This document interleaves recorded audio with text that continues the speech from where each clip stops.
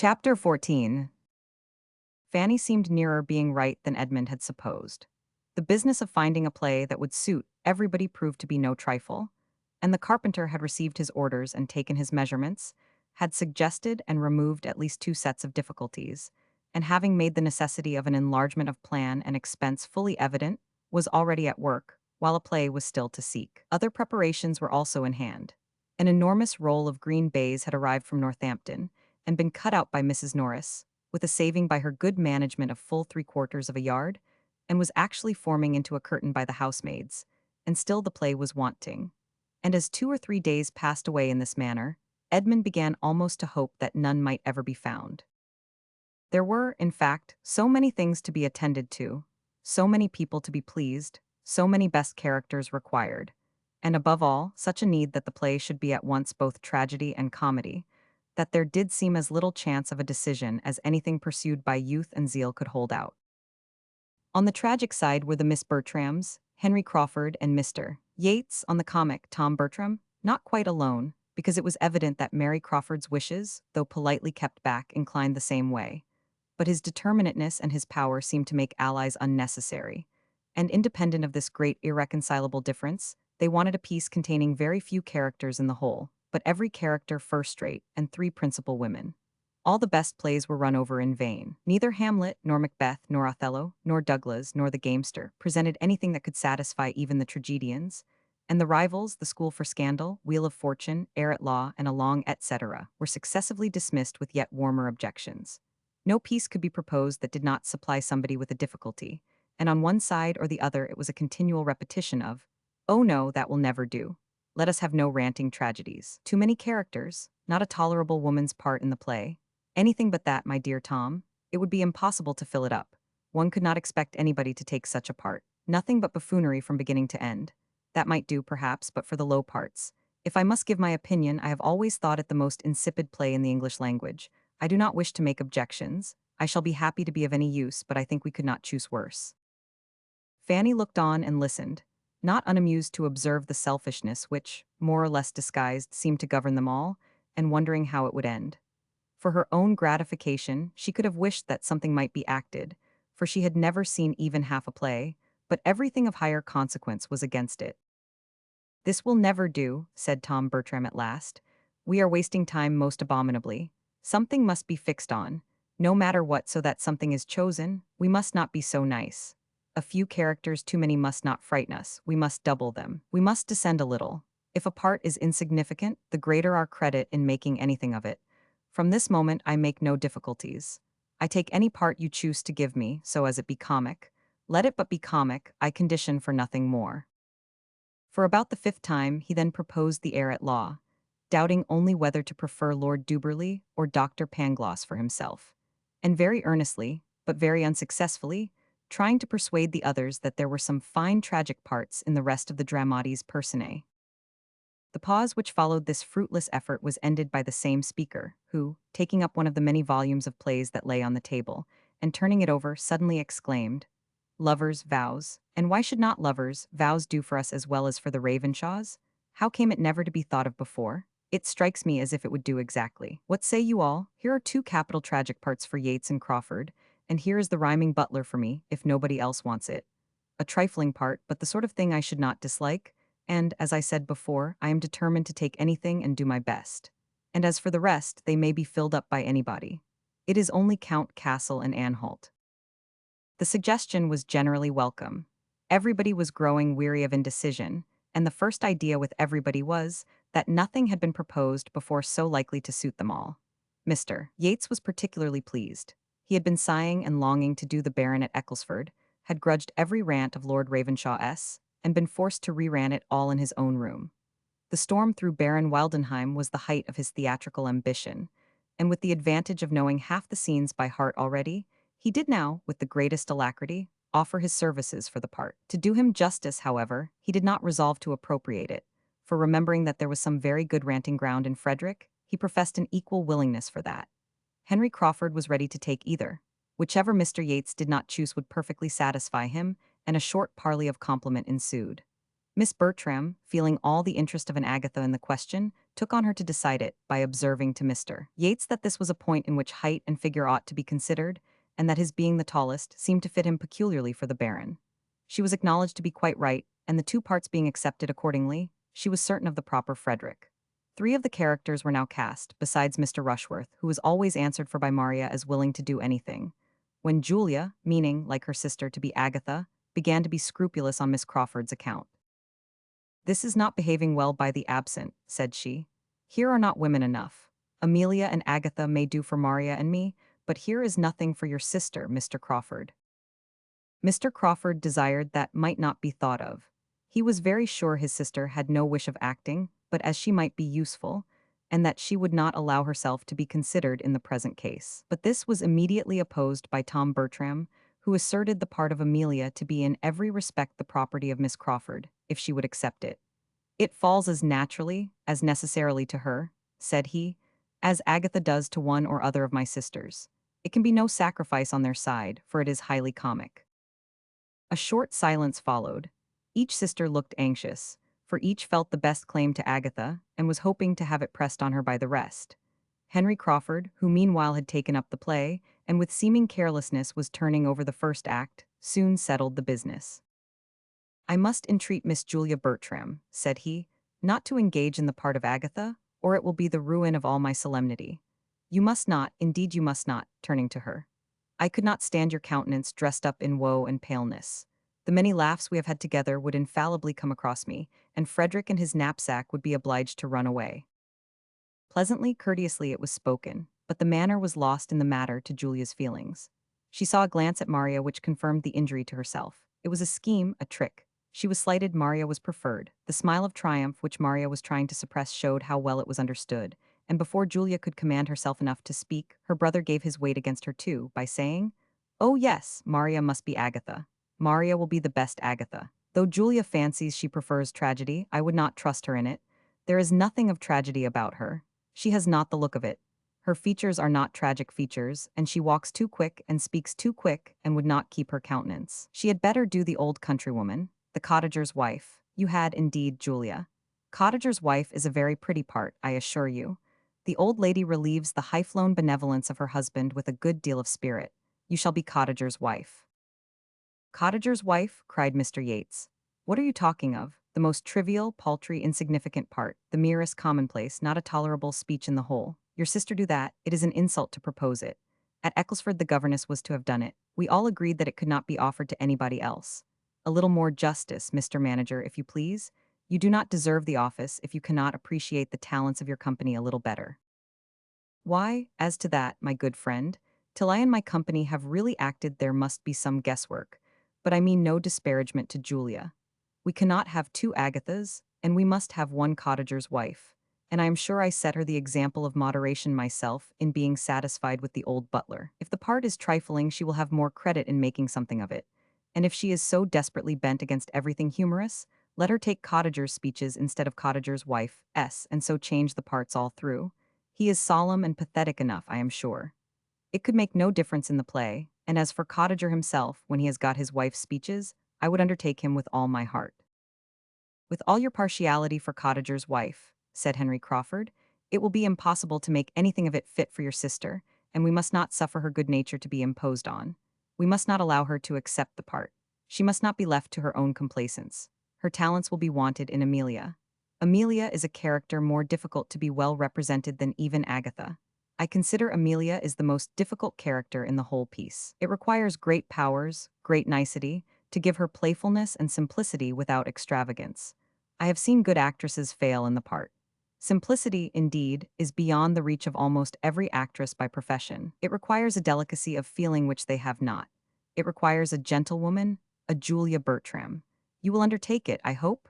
Turning to her with a look of anxious entreaty, which softened her a little, but while she hesitated what to say, her brother again interposed with Miss Crawford's better claim. "No, no, Julia must not be Amelia. It is not at all the part for her. She would not like it. She would not do well. She is too tall and robust. Amelia should be a small, light, girlish, skipping figure. It is fit for Miss Crawford and Miss Crawford only. She looks the part, and I am persuaded will do it admirably." Without attending to this, Henry Crawford continued his supplication. "You must oblige us," said he. "Indeed you must. When you have studied the character, I am sure you will feel it suit you. Tragedy may be your choice, but it will certainly appear that comedy chooses you.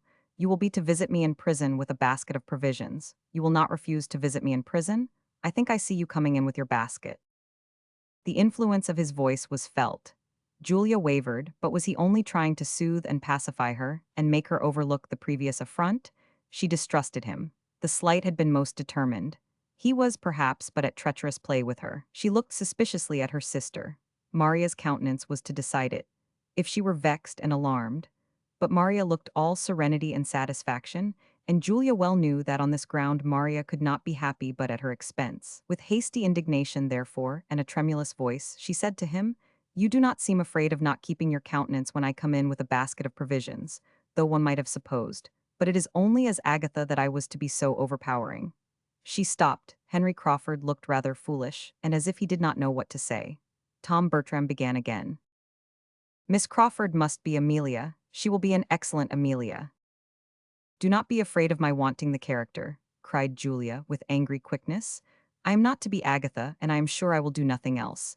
And as to Amelia, it is of all parts in the world the most disgusting to me. I quite detest her. An odious, little, pert, unnatural, impudent girl. I have always protested against comedy, and this is comedy in its worst form." And so saying, she walked hastily out of the room, leaving awkward feelings to more than one, but exciting small compassion in any except Fanny, who had been a quiet auditor of the whole, and who could not think of her as under the agitations of jealousy without great pity. A short silence succeeded her leaving them, but her brother soon returned to business and lovers, vows, and was eagerly looking over the play, with Mr. Yates' help to ascertain what scenery would be necessary, while Maria and Henry Crawford conversed together in an undervoice, and the declaration with which she began of, "I am sure I would give up the part to Julia most willingly, but that though I shall probably do it very ill, I feel persuaded she would do it worse," was doubtless receiving all the compliments it called for. When this had lasted some time, the division of the party was completed by Tom Bertram and Mr. Yates walking off together to consult farther in the room, now beginning to be called the theatre, and Miss Bertram's resolving to go down to the parsonage herself, with the offer of Amelia to Miss Crawford, and Fanny remained alone. The first use she made of her solitude was to take up the volume which had been left on the table, and begin to acquaint herself with the play of which she had heard so much. Her curiosity was all awake, and she ran through it with an eagerness which was suspended only by intervals of astonishment, that it could be chosen in the present instance, that it could be proposed and accepted in a private theatre. Agatha and Amelia appeared to her in their different ways so totally improper for home representation. The situation of one, and the language of the other, so unfit to be expressed by any woman of modesty, that she could hardly suppose her cousins could be aware of what they were engaging in, and longed to have them roused as soon as possible by the remonstrance which Edmund would certainly make. Chapter 15. Miss Crawford accepted the part very readily, and soon after Miss Bertram's return from the parsonage, Mr. Rushworth arrived, and another character was consequently cast. He had the offer of Count Castle and Anhalt, and at first did not know which to choose, and wanted Miss Bertram to direct him. But upon being made to understand the different style of the characters, and which was which, and recollecting that he had once seen the play in London, and had thought Anhalt a very stupid fellow, he soon decided for the Count. Miss Bertram approved the decision, for the less he had to learn the better, and though she could not sympathize in his wish that the Count and Agatha might be to act together, nor wait very patiently, while he was slowly turning over the leaves with the hope of still discovering such a scene, she very kindly took his part in hand, and curtailed every speech that admitted being shortened, besides pointing out the necessity of his being very much dressed, and choosing his colors. Mr. Rushworth liked the idea of his finery very well, though affecting to despise it, and was too much engaged with what his own appearance would be to think of the others, or draw any of those conclusions, or feel any of that displeasure which Maria had been half prepared for. Thus much was settled before Edmund, who had been out all the morning, knew anything of the matter. But when he entered the drawing-room before dinner, the buzz of discussion was high between Tom, Maria, and Mr. Yates, and Mr. Rushworth stepped forward with great alacrity to tell him the agreeable news. "We have got a play," said he.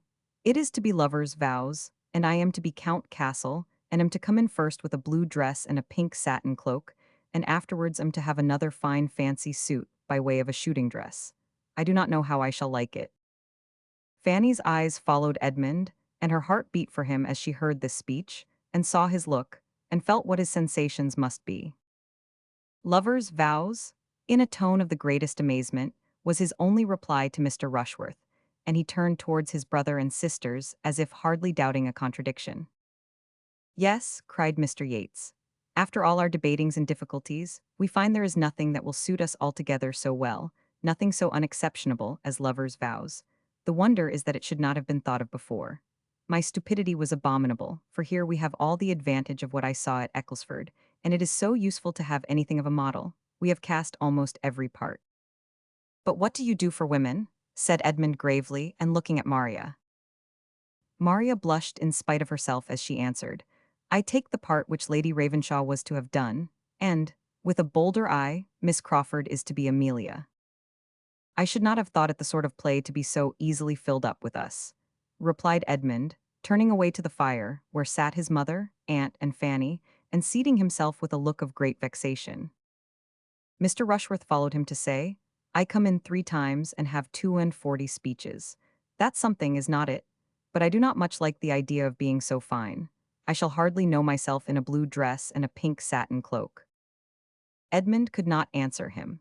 In a few minutes Mr. Bertram was called out of the room to satisfy some doubts of the carpenter, and being accompanied by Mr. Yates, and followed soon afterwards by Mr. Rushworth, Edmund almost immediately took the opportunity of saying, "I cannot, before Mr. Yates, speak what I feel as to this play, without reflecting on his friends at Ecclesford.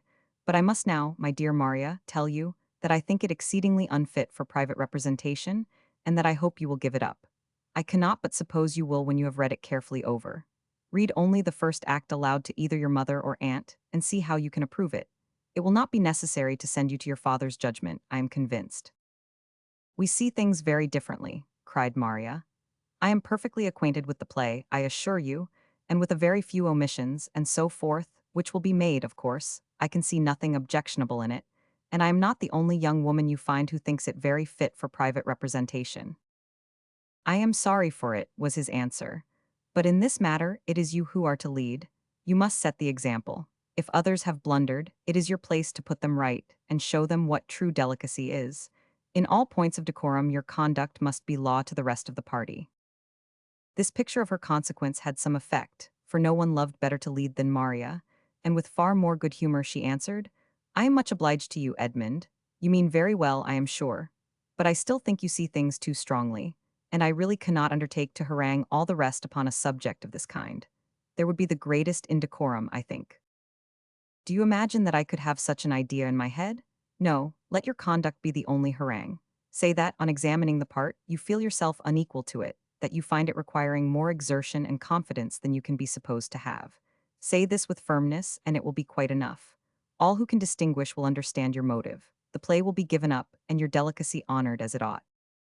"Do not act anything improper, my dear," said Lady Bertram. "Sir Thomas would not like it.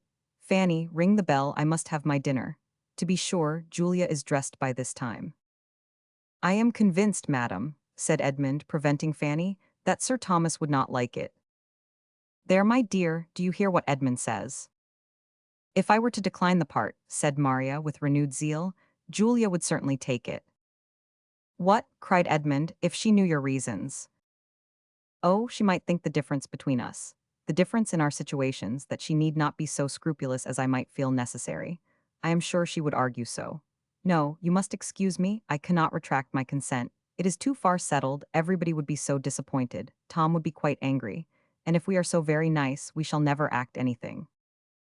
"I was just going to say the very same thing," said Mrs. Norris. "If every play is to be objected to, you will act nothing, and the preparations will be all so much money thrown away, and I am sure that would be a discredit to us all. I do not know the play, but as Maria says, if there is anything a little too warm, and it is so with most of them, it can be easily left out. We must not be over-precise, Edmund. As Mr. Rushworth is to act too, there can be no harm. I only wish Tom had known his own mind when the carpenters began, for there was the loss of half a day's work about those side doors. The curtain will be a good job, however. The maids do their work very well, and I think we shall be able to send back some dozens of the rings. There is no occasion to put them so very close together. I am of some use, I hope, in preventing waste and making the most of things. There should always be one steady head to superintend so many young ones. I forgot to tell Tom of something that happened to me this very day. I had been looking about me in the poultry yard and was just coming out when who should I see but Dick Jackson making up to the servants' hall door with 2 bits of deal board in his hand, bringing them to father, you may be sure. Mother had chanced to send him of a message to father, and then father had bid him bring up them 2 bits of board, for he could not know how do without them. I knew what all this meant, for the servants' dinner bell was ringing at the very moment over our heads, and as I hate such encroaching people, the Jacksons are very encroaching, I have always said so. Just the sort of people to get all they can, I said to the boy directly, a great lubberly fellow of 10 years old, you know, who ought to be ashamed of himself. I'll take the boards to your father, Dick, so get you home again as fast as you can. The boy looked very silly and turned away without offering a word, for I believe I might speak pretty sharp, and I dare say it will cure him of coming marauding about the house for one while. I hate such greediness, so good as your father is to the family, employing the man all the year round. Nobody was at the trouble of an answer. The others soon returned, and Edmund found that to have endeavored to set them right must be his only satisfaction. Dinner passed heavily. Mrs. Norris related again her triumph over Dick Jackson, but neither play nor preparation were otherwise much talked of, for Edmund's disapprobation was felt even by his brother, though he would not have owned it. Maria, wanting Henry Crawford's animating support, thought the subject better avoided. Mr. Yates, who was trying to make himself agreeable to Julia, found her gloom less impenetrable on any topic than that of his regret at her secession from their company. And Mr. Rushworth, having only his own part and his own dress in his head, had soon talked away all that could be said of either. But the concerns of the theatre were suspended only for an hour or two. There was still a great deal to be settled, and the spirits of evening giving fresh courage, Tom, Maria, and Mr. Yates, soon after their being reassembled in the drawing-room, seated themselves in committee at a separate table, with the play open before them, and were just getting deep in the subject when a most welcome interruption was given by the entrance of Mr. and Miss Crawford, who, late and dark and dirty as it was, could not help coming, and were received with the most grateful joy. Well, how do you go on? And what have you settled? And oh, we can do nothing without you, followed the first salutations, and Henry Crawford was soon seated with the other 3 at the table, while his sister made her way to Lady Bertram, and with pleasant attention was complimenting her. I must really congratulate your ladyship, said she, on the play being chosen, for though you have borne it with exemplary patience, I am sure you must be sick of all our noise and difficulties. The actors may be glad, but the bystanders must be infinitely more thankful for a decision. And I do sincerely give you joy, madam, as well as Mrs. Norris and everybody else who is in the same predicament, glancing half fearfully, half slyly, beyond Fanny to Edmund. She was very civilly answered by Lady Bertram, but Edmund said nothing. His being only a bystander was not disclaimed. After continuing in chat with the party round the fire a few minutes, Miss Crawford returned to the party round the table, and standing by them, seemed to interest herself in their arrangements till, as if struck by a sudden recollection, she exclaimed, "My good friends, you are most composedly at work upon these cottages and alehouses, inside and out. But pray let me know my fate in the meanwhile. Who is to be Anne Holt? What gentleman among you am I to have the pleasure of making love to?" For a moment no one spoke, and then many spoke together to tell the same melancholy truth, that they had not yet got any Anne Holt. Mr. Rushworth was to be Count Castle, but no one had yet undertaken Anne Holt. "I had my choice of the parts," said Mr. Rushworth, "but I thought I should like the Count best, though I do not much relish the finery I am to have." "You chose very wisely, I am sure," replied Miss Crawford with a brightened look. "Anne Holt is a heavy part." "The Count has 42 speeches," returned Mr. Rushworth, "which is no trifle." "I am not at all surprised," said Miss Crawford after a short pause, "at this one of an Anne Holt. Amelia deserves no better. Such a forward young lady may well frighten the men." "I should be but too happy in taking the part, if it were possible," cried Tom. "But unluckily, the butler and Anne Holt are in together. I will not entirely give it up, however. I will try what can be done. I will look it over again." "Your brother should take the part," said Mr. Yates in a low voice. "Do not you think he would?" "I shall not ask him," replied Tom, in a cold, determined manner. Miss Crawford talked of something else, and soon afterwards rejoined the party at the fire. They do not want me at all, said she, seating herself. I only puzzle them and oblige them to make civil speeches. Mr. Edmund Bertram, as you do not act yourself, you will be a disinterested adviser, and therefore I apply to you. What shall we do for an anhalt? Is it practicable for any of the others to double it? What is your advice? My advice, said he calmly, is that you change the play. I should have no objection, she replied. For though I should not particularly dislike the part of Amelia if well supported, that is, if everything went well, I shall be sorry to be an inconvenience. But as they do not choose to hear your advice at that table, looking round, it certainly will not be taken. Edmund said no more. If any part could tempt you to act, I suppose it would be Anhalt, observed the lady archly, after a short pause, for he is a clergyman, you know. That circumstance would by no means tempt me, he replied, for I should be sorry to make the character ridiculous by bad acting. It must be very difficult to keep Anhalt from appearing a formal, solemn lecturer, and the man who chooses the profession itself is, perhaps, one of the last who would wish to represent it on the stage. Miss Crawford was silenced, and with some feelings of resentment and mortification, moved her chair considerably nearer the tea-table, and gave all her attention to Mrs. Norris, who was presiding there. Fanny, cried Tom Bertram from the other table, where the conference was eagerly carrying on, and the conversation incessant, we want your services. Fanny was up in a moment, expecting some errand, for the habit of employing her in that way was not yet overcome, in spite of all that Edmund could do. Oh, we do not want to disturb you from your seat, we do not want your present services, we shall only want you in our play, you must be cottager's wife.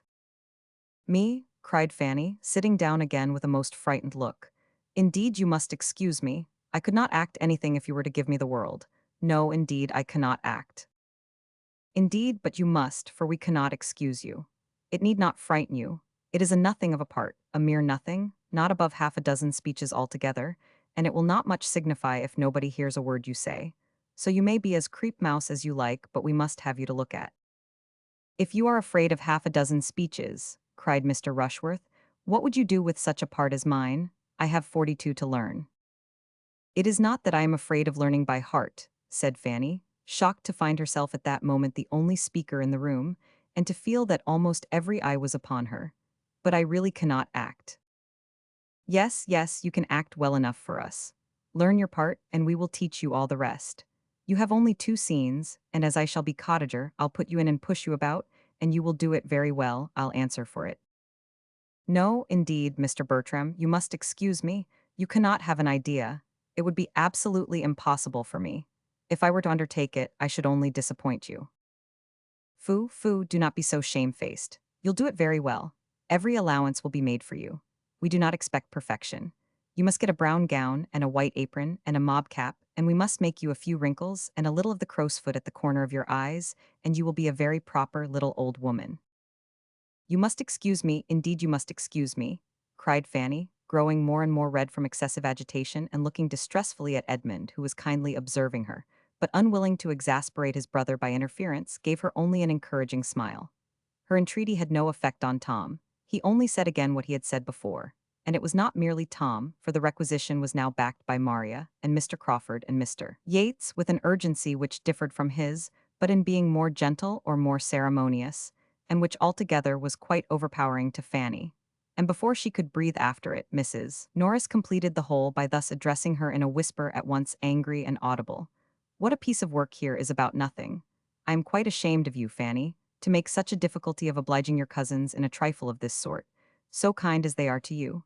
Take the part with a good grace, and let us hear no more of the matter, I entreat. Do not urge her, madam, said Edmund. It is not fair to urge her in this manner. You see she does not like to act. Let her choose for herself as well as the rest of us. Her judgment may be quite as safely trusted. Do not urge her any more. I am not going to urge her, replied Mrs. Norris sharply, but I shall think her a very obstinate, ungrateful girl if she does not do what her aunt and cousins wish her. Very ungrateful indeed, considering who and what she is. Edmund was too angry to speak, but Miss Crawford, looking for a moment with astonished eyes at Mrs. Norris and then at Fanny, whose tears were beginning to show themselves, immediately said with some keenness, I do not like my situation. This place is too hot for me.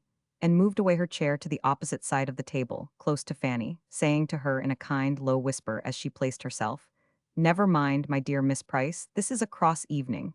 Everybody is cross and teasing, but do not let us mind them," and with pointed attention continued to talk to her and endeavor to raise her spirits, in spite of being out of spirits herself. By a look at her brother, she prevented any farther entreaty from the theatrical board, and the really good feelings by which she was almost purely governed were rapidly restoring her to all the little she had lost in Edmund's favor. Fanny did not love Miss Crawford, but she felt very much obliged to her for her present kindness. And when, from taking notice of her work, and wishing she could work as well, and begging for the pattern, and supposing Fanny was now preparing for her appearance, as of course she would come out when her cousin was married, Miss Crawford proceeded to inquire if she had heard lately from her brother at sea, and said that she had quite a curiosity to see him, and imagined him a very fine young man, and advised Fanny to get his picture drawn before he went to sea again. She could not help admitting it to be very agreeable flattery, or help listening, and answering with more animation than she had intended. The consultation upon the play still went on, and Miss Crawford's attention was first called from Fanny by Tom Bertram's telling her, with infinite regret, that he found it absolutely impossible for him to undertake the part of Anhalt in addition to the butler. He had been most anxiously trying to make it out to be feasible, but it would not do. He must give it up. "But there will not be the smallest difficulty in filling it," he added. "We have but to speak the word, we may pick and choose. I could name, at this moment, at least 6 young men within 6 miles of us, who are wild to be admitted into our company, and there are 1 or 2 that would not disgrace us. I should not be afraid to trust either of the Olivers or Charles Maddox. Tom Oliver is a very clever fellow, and Charles Maddox is as gentlemanlike a man as you will see anywhere, so I will take my horse early tomorrow morning and ride over to Stoke, and settle with one of them." While he spoke, Maria was looking apprehensively round at Edmund, in full expectation that he must oppose such an enlargement of the plan as this, so contrary to all their first protestations, but Edmund said nothing. After a moment's thought, Miss Crawford calmly replied, "As far as I am concerned, I can have no objection to anything that you all think eligible. Have I ever seen either of the gentlemen?" "Yes, Mr. Charles Maddox dined at my sister's one day, did not he, Henry? A quiet-looking young man, I remember him. Let him be applied to, if you please, for it will be less unpleasant to me than to have a perfect stranger." Charles Maddox was to be the man. Tom repeated his resolution of going to him early on the morrow. And though Julia, who had scarcely opened her lips before, observed, in a sarcastic manner, and with a glance first at Maria and then at Edmund, that the Mansfield theatricals would enliven the whole neighborhood exceedingly, Edmund still held his peace and showed his feelings only by a determined gravity. "I am not very sanguine as to our play," said Miss Crawford, in an undervoice to Fanny, after some consideration, "and I can tell Mr. Maddox that I shall shorten some of his speeches, and a great many of my own, before we rehearse together. It will be very disagreeable, and by no means what I expected." Chapter 16. It was not in Miss Crawford's power to talk Fanny into any real forgetfulness of what had passed. When the evening was over, she went to bed full of it, her nerves still agitated by the shock of such an attack from her cousin Tom, so public and so persevered in, and her spirits sinking under her aunt's unkind reflection and reproach. To be called into notice in such a manner, to hear that it was but the prelude to something so infinitely worse, to be told that she must do what was so impossible as to act, and then to have the charge of obstinacy and ingratitude follow it, enforced with such a hint at the dependence of her situation, had been too distressing at the time to make the remembrance when she was alone much less so, especially with the superadded dread of what the morrow might produce in continuation of the subject. Miss Crawford had protected her only for the time, and if she were applied to again among themselves with all the authoritative urgency that Tom and Maria were capable of, and Edmund perhaps away, what should she do? She fell asleep before she could answer the question, and found it quite as puzzling when she awoke the next morning. The little white attic, which had continued her sleeping room ever since her first entering the family, proving incompetent to suggest any reply, she had recourse, as soon as she was dressed, to another apartment more spacious and more meet for walking about in and thinking, and of which she had now for some time been almost equally mistress. It had been their schoolroom, so called till the Miss Bertrams would not allow it to be called so any longer, and inhabited as such to a later period.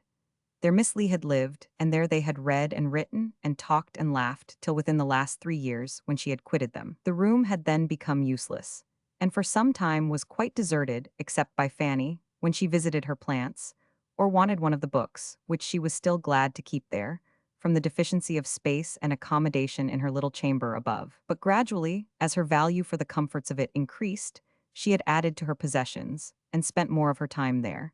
And having nothing to oppose her, had so naturally and so artlessly worked herself into it, that it was now generally admitted to be hers. The East Room, as it had been called ever since Maria Bertram was 16, was now considered Fanny's, almost as decidedly as the White Attic. The smallness of the one making the use of the other so evidently reasonable that the Miss Bertrams, with every superiority in their own apartments which their own sense of superiority could demand, were entirely approving it.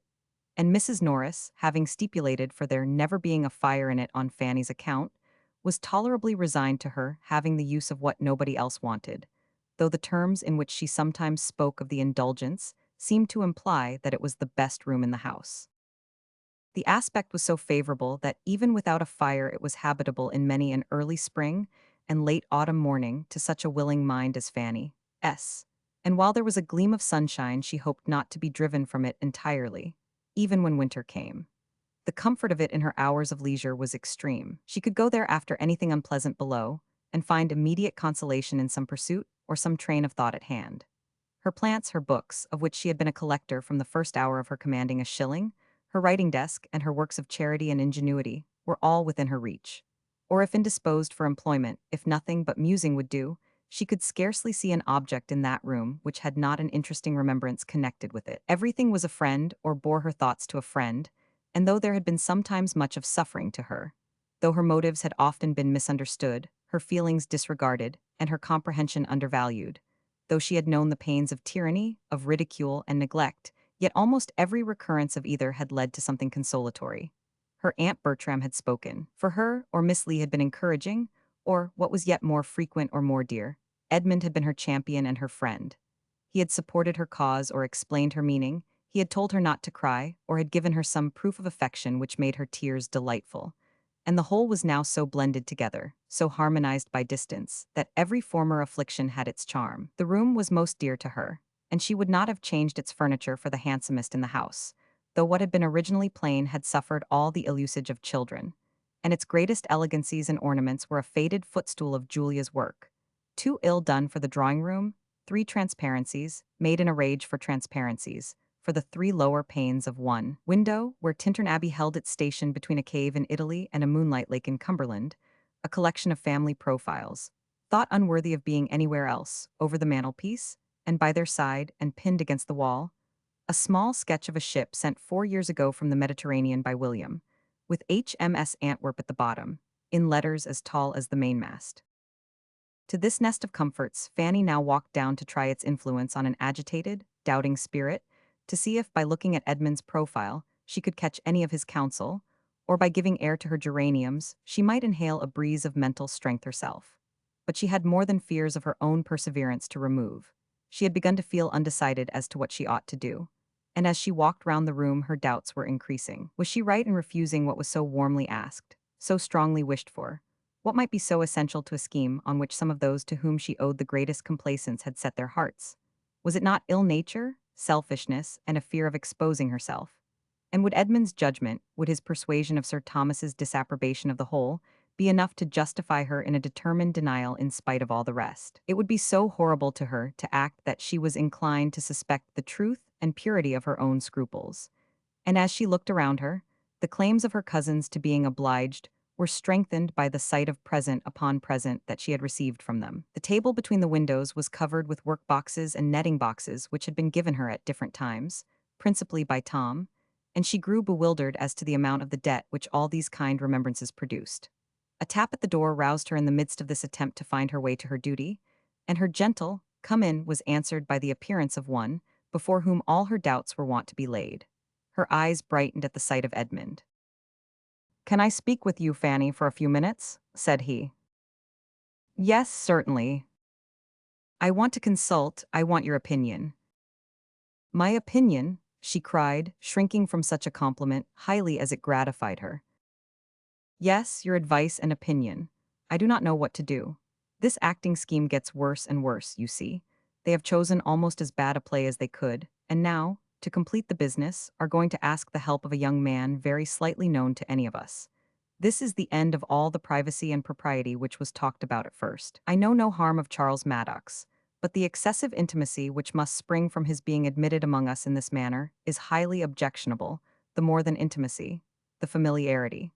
I cannot think of it with any patience, and it does appear to me an evil of such magnitude as must, if possible, be prevented. Do not you see it in the same light? Yes, but what can be done? Your brother is so determined.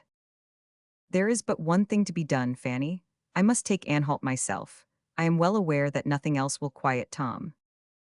Fanny could not answer him. It is not at all what I like, he continued. No man can like being driven into the appearance of such inconsistency. After being known to oppose the scheme from the beginning, there is absurdity in the face of my joining them now, when they are exceeding their first plan in every respect. But I can think of no other alternative. Can you, Fanny? No, said Fanny slowly, not immediately, but what? I see your judgment is not with me. Think it a little over. Perhaps you are not so much aware as I am of the mischief that may, of the unpleasantness that must arise from a young man, being received in this manner, domesticated among us, authorized to come at all hours, and placed suddenly on a footing which must do away all restraints. To think only of the license which every rehearsal must tend to create. It is all very bad. Put yourself in Miss Crawford's place, Fanny. Consider what it would be to act Amelia with a stranger. She has a right to be felt for, because she evidently feels for herself. I heard enough of what she said to you last night to understand her unwillingness to be acting with a stranger, and as she probably engaged in the part with different expectations, perhaps without considering the subject enough to know what was likely to be, it would be ungenerous, it would be really wrong to expose her to it. Her feelings ought to be respected. Does it not strike you so, Fanny? You hesitate. I am sorry for Miss Crawford, but I am more sorry to see you drawn in to do what you had resolved against, and what you are known to think will be disagreeable to my uncle. It will be such a triumph to the others. They will not have much cause of triumph when they see how infamously I act. But however, triumph there certainly will be, and I must brave it. But if I can be the means of restraining the publicity of the business, of limiting the exhibition, of concentrating our folly, I shall be well repaid. As I am now, I have no influence, I can do nothing.